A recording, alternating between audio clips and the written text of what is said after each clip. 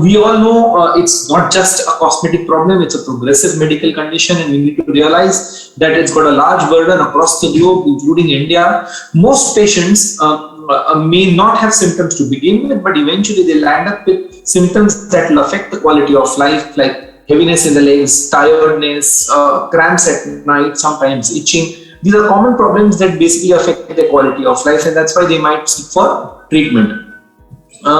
Typically, whenever you decide to choose a patient for treatment, you look for CAP classification, where these patients are classified based on this, whether they need to be treated at all or we can conserve them. So that's what we are evaluating when we are evaluating this patient clinically, and that's how typically a C1 or a C2 or a C3 varicose veins might look.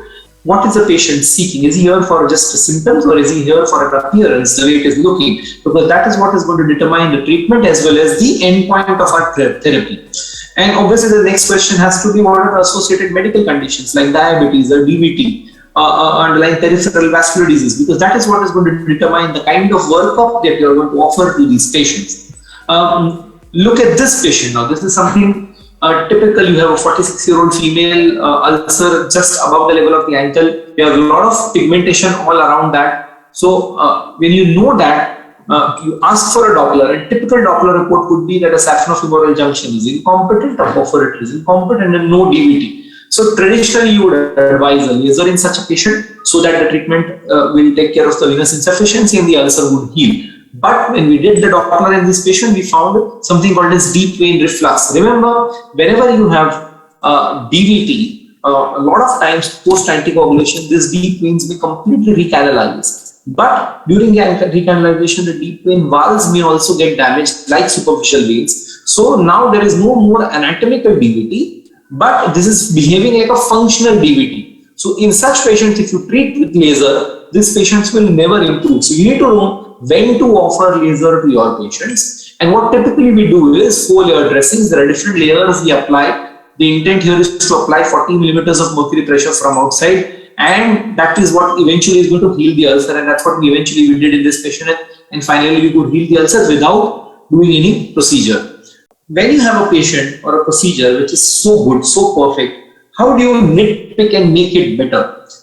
So what are the issues with laser and where we can improvise? One of the things with laser is to give tymosine anesthesia. You give multiple pricks and injections all around the leg, all around the vein. Second, and I'm absolutely certain most of your patients might have trouble with this stockings, because post laser you need to wear stockings for 6 months, which is a trouble. I've had patients who've come back post ablation with cellulitis, and I ask them, are you wearing stockings? And their answer is yes. And I tell them how much time, and their answer is I wear it whole day. What happens is my maid comes at 12 o'clock, post cooking lunch, she puts stockings for me, and before going from my home at 3 o'clock, she removes.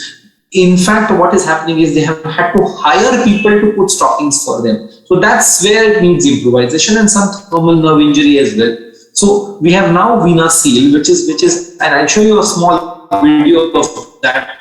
The intent here with VenaSeal is that you remove and eliminate all the needle pricks. Only single needle prick is required here. So it's a lunchtime procedure, one needle prick, and patient basically can walk off the OT table post procedure. And what we are doing is, unlike laser where we are ablating in terms of burning the vein from inside, what we are doing is like a nice craft work, we are injecting glue. Now glue is basically a medical grade glue like this. The drops will come out in a calibrated way, 0.1 cc is injected. Now this is cyanoacrylate glue, which is a chemical which is injected, and then you press the vein from outside and compress the entire vein. Now, this majority will not require stockings up to thigh length. These patients can be given below knee stockings, which is easy. Remember, some of our women have very thick thighs. The stockings are not adequately sized. They tend to roll down. All these issues are completely eliminated in this procedure.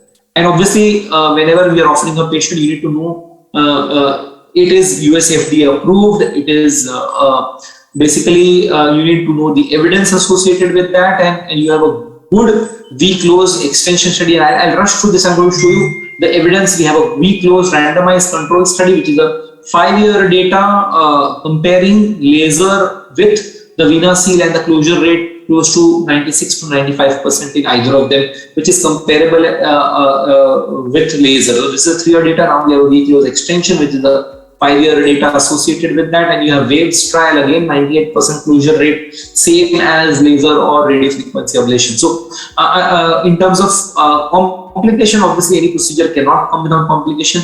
These patients can have cellulitis post procedure. In terms of laser, now we have 1940 laser, which is the latest and the most advanced laser equipment available for ablation, and VenaSeal. Now this completely eliminates anesthesia. Most or majority post-treatment stockings can be avoided, and return to normal activities is very, very fast. This is something with that. And the other aspect that I would want to highlight is diabetic foot.